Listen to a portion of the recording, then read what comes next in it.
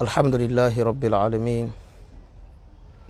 وأفضل الصلاة وأتم التسليم على المبعوث رحمة للعالمين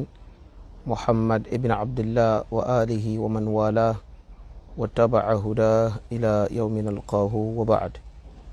لينتي أدوقفون الله سبحانه وتعالى أشي الصلاة فون النبوة محمد صلى الله عليه وسلم المبعوث رحمة للعالمين.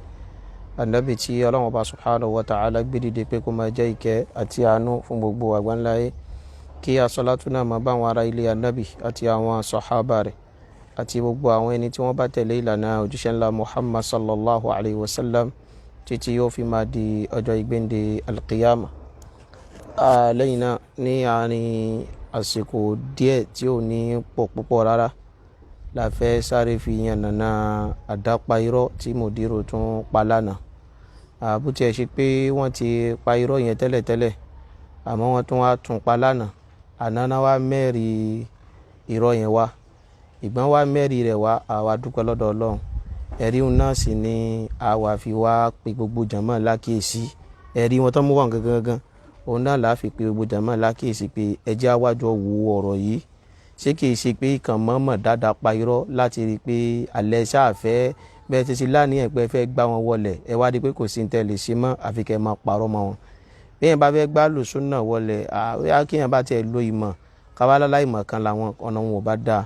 Àmọ́ kẹ́ ẹ fẹ́ lo irọ́ yìí, wàláhì ẹ̀ lè rọ́nà lọ pẹ̀lú ẹ̀, ẹ má parọ́ mọ́ wọn mọ́ torí pé ẹ fẹ́ gbá wọn wọlẹ̀. Kí lọ̀rọ̀ yìí? Òun náà ni ọ̀rọ̀ kan tí Mudiru tún sọ lánàá.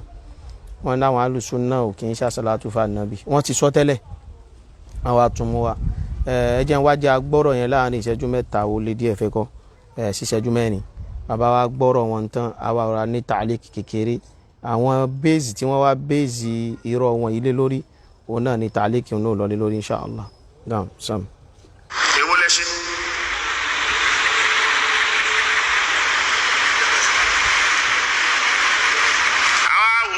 Súnà ọ̀hún màá wá sọ nǹkan fún yín. Àwọn wàhábíyà yìí níbi tí wọ́n hẹ́ẹ̀tì Annabi dé. Ṣé mo sọ ń jọ pé wọ́n yẹn ṣe àsálátù fún Annabi?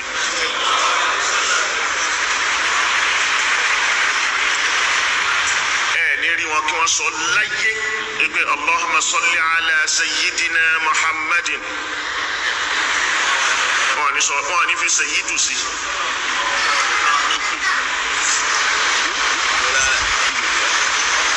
Màá mú ẹ̀rí wá fún yín, ẹ gbọ́ lẹ́nu wọn. Wọ́n ní fi sayyidina Muhammad, wọ́n ní fi sí. Ọ̀dà kí ló dé tẹ́ ẹ̀ fi sayyidina Muhammad sí? Wọ́n yára kò sínú àdìsí, Ànábì ò péré ẹ̀ bẹ́ẹ̀. Ọ̀dà tẹ́ bá fẹ́ sọ̀rọ̀ Abubakar, tẹ́ fẹ́ sọ̀rọ̀ Umar, Usman, wípé qala sayyiduna Umar, qala sayyiduna Abi Bakri.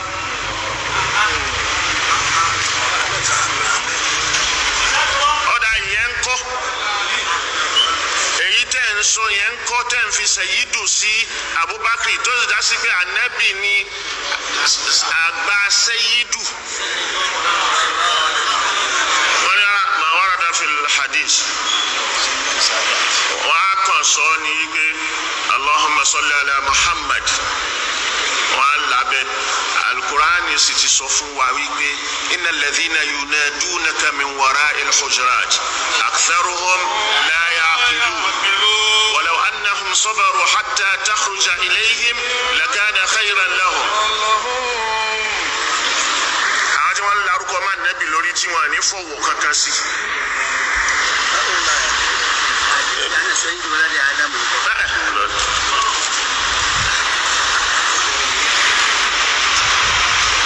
Tí wọ́n ní fi ọwọ́ kankan sí.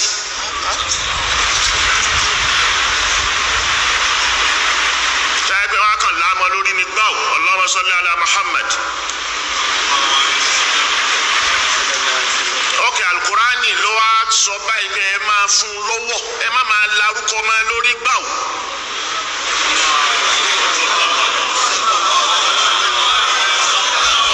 So sunnatu wal kitab, kitabu yín dà. ṣebí Al-Qur'an ní kìtàbù èyí tí Al-Qur'an ní pa yín láṣẹ yẹn kí ló ṣe tẹ́ ẹ̀ tí ẹ fọwọ́ sí.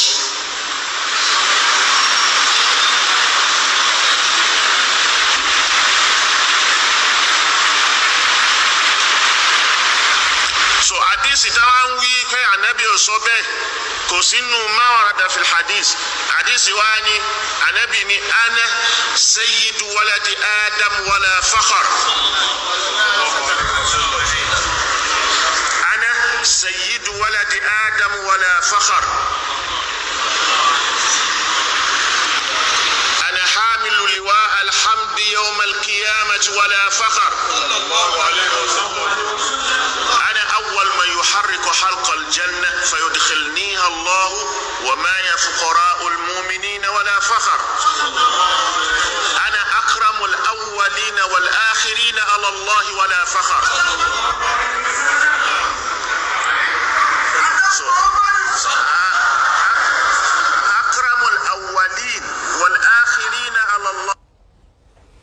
Alhamdulillahi rabbil alamin.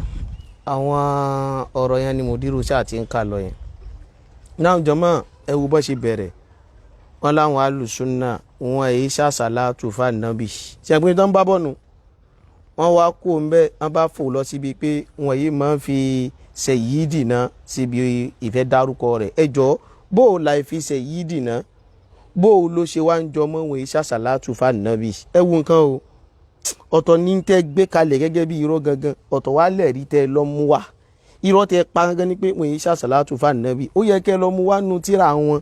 níbi tó bá ti ní èèwọ̀ nìkan ṣàṣàlátù fún Annobi tàbí kẹ́ wò ṣe sí wọn pé ẹ̀yẹn dákọ̀ Annobi lọ́dọ̀ wọn o pé wọn ní ṣàṣàlátù fún Annobi nítorí ẹ̀kẹ́ lọ mú wá nìyẹn o so ẹ dákẹ́ lórí gbogbo ọ̀nà tó yẹ kẹ́ fi mẹ́rin wá ẹ̀ẹ́rẹ́rì mú wá mọ́ ẹ̀rí ò ṣe é mú wá ẹ wá lọ bí pé wọ́n yìí mọ́ fi Sayyidi náà síbi ó kọ Annobi wọ́n ètò àwọn ìṣẹ̀yí dìnnà síbi ó kọ Annobi ẹ̀ tún wá ṣàbòsí ẹ̀ tún wá bá wọn yan pé ibi báyìí ní o torí pé ńgbà tẹ́ padà ń ka Asalatu Ibrahimiyya ó jẹ́ ajé àmọ̀ pé àti ẹ̀ tí ẹ̀ mọ́ bí tí wọ́n ti lo Sayyidi náà ẹ̀ àmọ́ gbogbo ń tẹ́ dàrúdàpọ̀ yìí àwọ̀ ọ̀rá yanjú ẹ̀ lẹ́yọ kọ̀ọ̀kan àkọ́kọ́ irọ́ ni pé àwọn Ahlus-Sunnah yìí ṣàṣàlátù fún Annobi this same Mudir àti gbogbo àwọn àfáà tí wọ́n bá fẹ́ bọ́ àwọn Ahlus-Sunnah bóun náà àwọn Ahlus-Sunnah yìí ṣàṣàlátù fún Annobi wọ́n náà mọ̀ pé Annobi sàṣàlámù tẹ́ fi ń bú wa yẹn kí la fi yẹn ṣe kì í ṣàṣàlátù ni ẹjọ́ mo ti fẹ́ bẹ̀rẹ̀ ọ̀rọ̀ lẹ́nìí ẹ lọ gbogbo ọ̀rọ̀ mi tí n bá fẹ́ bẹ̀rẹ̀ ẹ rí ká pé alhamdulilayi sallallahu àbí kí la sọ lẹ́yìn tí a dúpẹ́ fún Allah subhanahu wa ta'ala aṣèkìláwí aṣàṣàlátù fún Annobi aṣàlátù èwo lẹ́yìn tí wọ́n ń sọ ó gbọ́dọ̀ jẹ́ aṣàlátù ràgó àbí àbẹ̀wò nìyí tẹ̀ ń sọ so kí lẹ́ mọ̀ parọ́ máwọn èèyàn sí ẹ̀yin lẹ́ ń bú wọn pé sàṣàlámù náà fi mọ́ ṣàṣàlátù látàìmọye ọdún sàṣàlámù ó tún dìṣẹ́ sọ pé wọn tó kí ń ṣàṣàlátù mọ́ ẹ mọ̀ parọ́ mọ́ wọn náà ṣé torí pé kẹ́ balẹ̀ jẹ́ káwọn èèyàn lè wọ́n pé yẹn burúkú ni wọ́n ẹ ṣáà fẹ́ dọ́gbọ́n poison ẹ̀mí àwọn èèyàn against àwọn Ahlus-Sunnah abájọ ìgbà yẹn tí ń lérí pé ẹ fẹ́ gbá wọn wọlé ẹ mú wọn wodò èmi rò pé mọ̀ lẹ́fẹ́ lò ní àti ẹ̀ tiẹ̀ mọ̀ parọ́ mọ́ wọn báyìí ni ó ti clear ẹ irọ́ táwọn èèyàn tán rí báyìí náà ti mọ́ ń pa látàná báwọn oníṣúnnà ń lẹ́yìn náà gbégbá rẹ̀ yìí kò nídìí ẹ parọ́ mọ́ wọn. so pẹ̀lú eléyìí jàn mọ́ ó ti ọkọ̀ wa establish pé àdápa irọ́ nìkan láwọn Ahlus-Sunnah yìí mọ́ ṣàṣàlátù fún Annobi tó bá dàbí irọ́ a challenge yín ẹ mú wá nù tíra àwọn tán bá kọ pé èèwọ̀ ní ká ṣàṣàlátù fún Annobi ẹ lọ mú wá ń bẹ́ẹ̀ àbí ẹ mú wá pé tẹ bá ti wá dárúkọ Annobi àwọn Ahlus-Sunnah wà ní ẹ mọ́ṣọ́ sọ pé sallallahu alaihi wasallam ẹ lọ mú wá níbi tán bá ti sọ bẹ́ẹ̀ èyí tẹ̀rẹ̀ mú wọn gbà tẹ kọ́kọ́ sọ ó lẹ́ni pé wọn kì í sọ pé sọ̀lú àlánàbí ìkẹrì mẹ́dàkùn yóò sì wá jẹ ọmọ ọ̀rọ̀ wọn èyí sọ pé sọ̀lú ó sì wá jọ pé wọn kì í sọ pé sallallahu alaihi wasallam ọ̀rin tí ò sí tí ò jọra wọn wọ́n bá ti ní pé wọ́n sọ pé sọ̀lú wọ́n kàn bẹ̀yìn náà ni pé ẹ mú bí tá Annobi náà ti jòkó rí tó wá ní sọ̀lú ó dà Annobi ò sọ sọ̀lú ó fi ṣe tàwádọ́ nítorí Abubakar wá fẹ́ bẹ̀rẹ̀ kó wá ní sallu ala nabiyyil karim bó jẹ́ pé mas'ala ni mas'alatun khilafiyatun inda ahli al-ilm so yíwọ̀n ṣe tá mọ̀ fà àwọn òrẹ́dì àti báyìí fà yíwọ̀n wọ́n ṣe sọ̀lú wọ́n ṣe sọ̀lú èyí wọn ara wọn àfáà míì tán fọwọ́ sí ara wọn àfáà míì tán fọwọ́ sí àmọ́ yìí kọ́ lẹ́fi wá pa irọ́ pé kẹmọ́ wo wọn o wọn yìí ṣàṣàlátù fún Annobi o ǹjẹ́ kílẹ̀ rí ẹ̀ torí wọn kì í sọ pé sallu ala nabiyil karim àdápa irọ́ lélẹ́yìí èyí ò ní ó jẹ́ ọ̀kan ẹlẹ́ẹ̀kejì ẹni wọn wá kí ń dárúkọ Sayyidi náà irọ́ lẹ́ ń padà àwọn Ahlus-Sunnah náà dárúkọ Sayyidi náà gbogbo Ahlus-Sunnah náà ló gbà pé àdìfì tẹ́yìn tẹ́ ń kóòtì ana sayyidu waladi Adam wala fakhr. Ahlus-Sunnah náà mọ̀ kóòtì a máa ń sọ ní halqa wa à ń sọ wá sí everywhere làwọn àfáà wá sí ti máa ń sọ fún wa alhamdulillahi rabbil alamin. ẹ padà sí tíra Ibn Taymiyyah alayhi rahmatullah tíra Muhammad bin Abdul Wahhab alayhi rahmatullah ẹ bá pé wọ́n ṣe taqriru eléyìí gbogbo àwọn àhàdìfì ni wọ́n nígbàgbọ́ sí àwọn náà sì gbà pa Nabi Sayyid Ibn Uthaymin ó gbà pa Nabi Sayyid àwọn tán lọ síwájú wọn àwọn àgbà Ibn Uthaymin tó sì bí o tiẹ̀ mú ń dákọ̀ àwọn tẹ látòrí Al-Imaam Ahmad ibn Hanbal gbogbo wọn gbà pé Sayyid sáà Nabi tó lè mọ̀ pé Al-Hasan ibn Ali pé ibn hadha Sayyid wa la'alla Allah an yusliha bihi bayna fi'atayn 'azimatayn min al-muslimin. so ẹ mọ̀ dáadáa parọ́ pé wọ́n yìí sọ pé Sayyid pọ̀ Mudiru padà wá sọ bí táwa ti wá mọ̀ pé ibi tán ti ní problem nìyẹn o àmọ́ láà pé wọ́n mọ̀ fẹ́ da ọ̀rọ̀ papọ̀ kó lè dàrú máa wọn èèyàn lójú sẹ́ni bí wọ́n ti ní problem ni pé tá a bá ń ka Salatu Ibrahimiyya wọ́n á mọ abantira Ahlus-Sunnah pé ńgbà tá àti bá Sayyid nínú sígà tá Ànábì gbélé ká má fi Sayyid sí àwọn wá ní sá Ànábì ó mọ̀ pé ra ní Sayyid ni àkùnṣe á ní pé ra ní Sayyid ó ṣe ń sọ pé ana Sayyidu waladi Adam wala fakhr ó ṣe ń pè ra rẹ bẹ́ẹ̀ wọ́n tún ní wala fakhr bó wọn ò ṣe fàárí o àmọ́ ò ní Sayyid ọmọ Ànábì Ádámù so tó bá yẹ pé ó nídìí ká fi Sayyid sí Salatu Ibrahimiyya náà ni Ànábì ó fi síjọ́ tó ń kọ́ wa ní Salatu Ibrahimiyya ibi Ahlus-Sunnah dúró sínú ṣe wá rí àbòsí wá ni o wọ́n ibi Sayyid tán sọ yìí èsì Ahlus-Sunnah nìkan o nílẹ̀ Yorùbá yìí bá alásàlátù kẹta àmọ́ ṣe salli ala Muhammad salli ala Muhammad ẹjọ́ salli ala Sayyidina Muhammad Nabi níbo láti máa ṣe àsàlátù ilẹ̀ Yorùbá yìí ni salli ala Muhammad salli ala ó ní kíní kan tí máa ń tẹ̀lé Rabbi salli ala Muhammad yéde Saadati Nabiyyi Muhammad ẹni báwọn ẹgbàá náà tó lọ́pọ̀ wà Sayyidi Saadati wọ́n ti ọkọ̀ lárúkọ máa Nabi salli ala Muhammad Allahumma ya Rabbi ó ṣe wá yán Ànábì pé wà Sayyidi Saadati Nabiyyi ẹ dákun Ànábì lẹ ṣàṣàlátù fún lẹ́gbàá ìsọ́lé ala Muhammad lẹ́wí kí láàmọ̀ parọ́ fúnra wá sí ẹjọ́ afẹ́ ṣe àtàhíyátù lillah ìgbà àṣọ́fà Ànábì assalamu alayka òun la wí fà Ànábì assalamu alayka ó yà bí òye tá a bá ti ṣe ordinary sálámọ̀ kí láàmọ̀ wí assalamu alaykum so ṣe ń di ká ṣe bí ẹnu pé ó ti wánu ẹja filẹ̀ bẹ́ẹ̀ so Mudiru ẹ̀jẹ̀ mọ́ ṣàbòsí fáwọn èèyàn mọ́ Salatu Ibrahimiyya táwọn Ahlus-Sunnah sọ pa yìí ni pé ìgbó ṣe pé bá Nábì ṣe gbé kalẹ̀ nìyẹn káwọ́ ó mọ̀ gbọ́n ju ìyá ọ̀ṣọ́ lọ ló fi jẹ́ pé tá a bá débi Salatu Ibrahimiyya bá Nábì ti filẹ̀ pé Allahumma salli ala Muhammadin wa ala ali Muhammadin kama sallaita ala Ibrahim ṣe bí a dá Ibrahim náà kí láàrú fóun náà bó ṣe wà ń bẹ̀ gẹ́lẹ́ náà ni kí ló dé díẹ̀ nípa àwọn Ahlus-Sunnah náà wọ́n tún ní kórìíra Nábì Ibrahim ẹ má ṣàbòsí mọ́ náà so bó ṣe wá nìyẹn so bí nǹkan bá dẹ̀ ṣe wá bẹ́ẹ̀ náà láti mọ̀ ṣe kí ni lẹ́ẹ̀ láti lò bẹ́ẹ̀ la dẹ̀ ṣe gbọ́dọ̀ lò ó ọ̀tọ̀ ní tí mo plan kí mo ti ẹ̀fẹ́ wá sọ láàárọ̀ ìtẹ́lẹ̀tẹ́lẹ̀ sincerely àwọn àti mo tún wá gbọ́ ilé yìí tí mo tún rí láàárọ̀ ìgbà ìwọ tún ní ilé yìí báyìí torí tọ́lọ́run wọ́n iṣẹ́ àsàlátù fún Ànábì torí pé wọ́n fi Sayyid sí so ẹ̀dẹ̀ mọ̀ pé argument wọn yẹ kí wọ́n sọ pé argument wọn ni pé wọ́n ní Salatu Ibrahimiyya ọba Ànábì ṣe kọ́ wa nìyẹn ẹ̀ wá ní sẹ́ Ànábì òbí Sayyid sí Ànábì ṣe fi Sayyid sí bí ana Sayyid walad Adam wala fa àti gbogbo bí tó ti fi sí ọ̀kanu ẹlẹ́ẹ̀kejì ni pé sẹ́rí tó wá dájọ́ rẹ̀ ń bi Salatu Ibrahimiyya ó dájọ́ rẹ̀ ń bò míì náà tí Mudiru ò tó bẹ́ẹ̀ kan fi Sayyid sí Mudiru ò ṣe kí ni jama ẹ tó bẹ́ẹ̀ kẹ́ fi Sayyid síbẹ̀ tẹ́ báyìí lè fi Sayyid síbẹ̀ wallahi jama ò tún kalẹ̀ yín ló wà mọ̀ pé àwọn kan ń bẹ kódà níjọ́ tẹ bá lọ́lọ́run pé mẹ́ta àwọn dẹ́dẹ́ àti mọ̀ dìfẹ́ǹdì yín àmọ́ pé àwọn kan ń bẹ bẹ́ẹ̀ ọ̀pọ̀lọpọ̀ àwọn àbáyíbá báwọn ti rí nu èyí ń clear sí wa àmọ́ àwọn pé ìta fẹ́ sọ yìí ẹ tó bẹ́ẹ̀ kẹ́ fi Sayyid sí sẹ́mọ̀ bẹ́ẹ̀ ẹ má jama ǹjẹ́ bẹ́ẹ̀ yóò bá pè run Allahu akbar Allahu akbar Allahu akbar Allahu akbar ashhadu an la ilaha illa Allah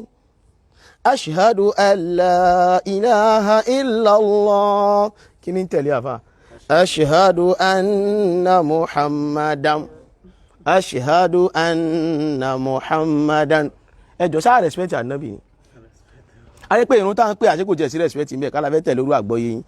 ajẹ́pẹ́ káṣẹ̀ mọ́ ní ashhadu anna sayyidana muhammadar rasul ìjọ ẹ bá ti wíyùn á ti mọ̀ pé ẹ padà gbé ti àlì náà wọlé tó rà mọ́ báwọn ṣí àti mọ́ pé ìrun títí wọn. so ṣẹ́rí tó dájọ́ ń bi ìrun pípé táyé fi sayyidi síbi ashhadu anna muhammadan yẹn òun náà ló dájọ́ ẹ̀ níbi allahumma salli ala muhammadin ẹ mọ̀ dá nǹkan rú fáwọn èèyàn àmọ́ tẹ bá ṣàgbéwé ìgbà pé ẹ̀yin ò mọ̀ dàrú ni pẹ̀lú ògo lọ́dọ̀ ọlọ́run àwa náà ó sì gbé gbà pé àwa ò mọ̀ tún ṣe ẹ bá sì gbé gbà pé ìrọ̀lẹ́ mọ̀ pa kẹ́lẹ́ fi bá da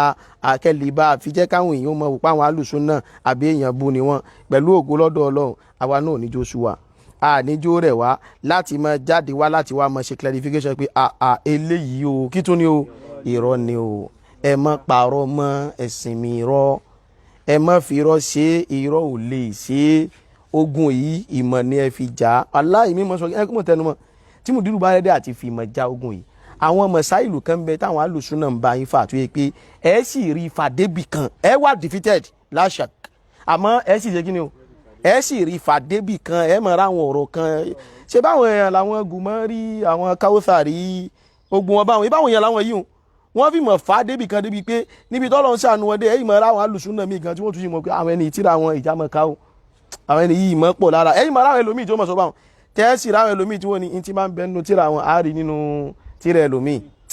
tó túmọ̀ sí pé àwọn yìí wọ́n fi mọ̀ fà débi kan ẹ̀yìn náà tí wọ́n fẹ́ fa àwọn kan tẹ́ fẹ́ fà yìí ìmọ̀ ni ẹ lọ wá bí a ṣe pọ̀ sí tí ìmọ̀ yẹn bá ti wá pọ̀ tó ti lékún ẹ̀yẹn wá fa àwọn kìíní ìwò ẹ̀ rí i pé at least ila haddin kabir ẹ̀ sì rí fa ó kàn yí pé at the end of the day bẹ́ẹ̀ bá ti wá padà fún àtó náà kí ni yóò padà wá ṣẹlẹ̀ náà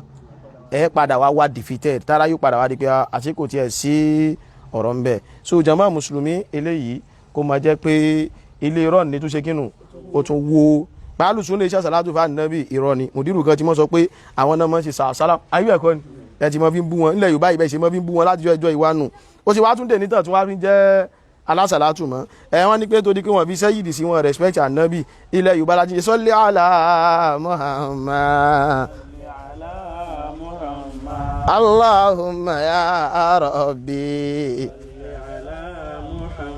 wa sayyidi saadati nabiyye ilẹ̀ Yorùbá lẹ́ salli ala Muhammad sẹ́yìn ní òfin respect sí tọ̀ká ní pé ti sígọ̀ pé Salatu Ibrahimiyya láti ní kò sí sẹ́yìdì bẹ́ẹ̀ ni Ahlus-Sunnah sọ wọ́n sì dúró lórí ẹ̀ ọ̀rọ̀ tún lẹ́jọ́ nú gan kí n tún sọ àtúnkà yẹn díẹ̀ ọ̀rọ̀ ní ṣe kí ni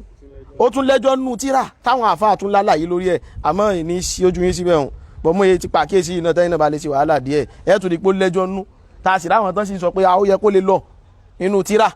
àmọ́ èyí tó yẹ kẹ́ fi sọ yíwọn ẹ̀ fi yíwọn àtáàkì yẹn pé wọn ṣàṣàlátù fún Ànábì wọn fi yíwọn àtáàkì yẹn pé wọn pa Ànábì lé torí pé irun pípè tó wá náà ashhadu anna Muhammadan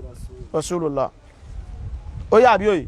àdúrà tá Ànábì tún wá ní a máa ṣe tí wọ́n bá pẹ̀lú tán Allahumma rabba hadhihi da'wati tamma was-salati al-qa'ima kí ló tẹ̀lé